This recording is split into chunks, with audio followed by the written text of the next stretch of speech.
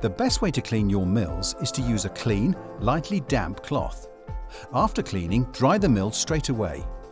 The most important thing to remember is that the mechanism in the mill should never get wet, so avoid submerging the mill in water, rinsing and even placing this on a wet surface. Please don't use any cleaning products on the mill such as antibacterial spray, not even when they are eco-friendly and/or mild. If your mill does get moisture in it, we recommend emptying it as much as you can and taking a dry sponge or dry cloth to remove any clogged residue. You can also use a little bottle brush to dislodge residue, as this can get into the recess of the mill well.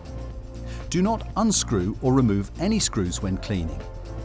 Next, place the mill in an airing cabinet or similar dry place and leave to dry, but do not put this in an oven.